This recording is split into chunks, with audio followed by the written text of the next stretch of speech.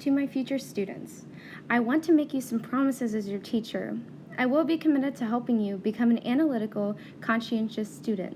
Success in my eyes is not just about the grade you make or the elevated level of diction you might use. It's the renovation of things you already know, exposing yourself to the unknown and making connections to the world.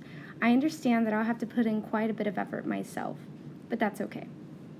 Before I address my ideas on how to transform yourselves into competent, empathetic students, or how I relate the rhizome to the classroom, I'll give you a brief background on it. The rhizome is a series of interconnected links that have no beginning or end. It branches out extensively and creates a huge network that keeps growing. Every connection belongs because it is an extension of another. I like to think of it as a reminder to myself that information you can relate when learning is endless. I realize that being an underachiever, giving minimum efforts, and barely meeting standards is very common and an easy path to take in education. I will expect you, my students, to deter yourself from going down this undeviating path, so I'm obligated and happy to lead by example. This is a process in which you must rid yourself of ethnocentric ways of thinking and try your best to see it from all perspectives. As my aunt has always said, before you make a decision about anything, play devil's advocate.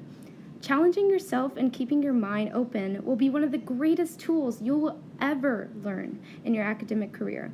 Doing so will cause you to be more empathetic towards other cultures and to grow into a beautiful person along the way. In order to be an open and effective teacher or student, the denial of self and comfortability is absolutely necessary. Do you dare question the very things that you are?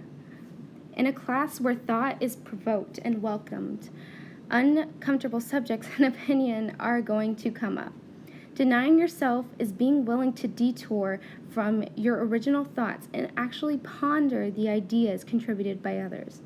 As your teacher, I intend to take this approach because this promotes growth and may strengthen your counterargument or cause you to consider adapting to a new theory.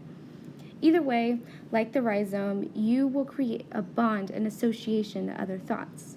The new linkage can give you an advantageous view when faced with similar concepts. Hypothetically, being open to other ideas seems feasible, but actually allowing yourself to be lured the other way is not as easy.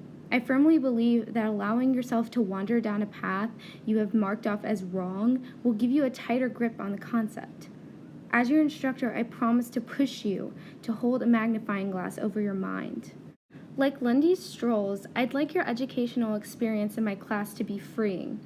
I want each of you to go your own way. Sometimes you can experience diversions or things you didn't expect. These things stall you from making or generating a new linkage and continuing on your stroll, and that's okay. No person takes the exact same route or is intrigued by the same things. All that being said, take time outside of what I require you to do to branch out. Discover subjects that you are passionate about and learn all you can. Think about the rhizome and how you can have an interconnected learning experience. What are the counterarguments? Be open to making connections that may support other opinions. Make relationships between them. All these things I ask of you, I try to incorporate not only to my view on academic aspects, but also to my life. That's a connection I've constructed in my own rhizome. I hope to emerge as a new, more developed person by the end of the year. So my quest for us is to challenge each other and foster a new nexus of knowledge. Sincerely, Ms. Ramos.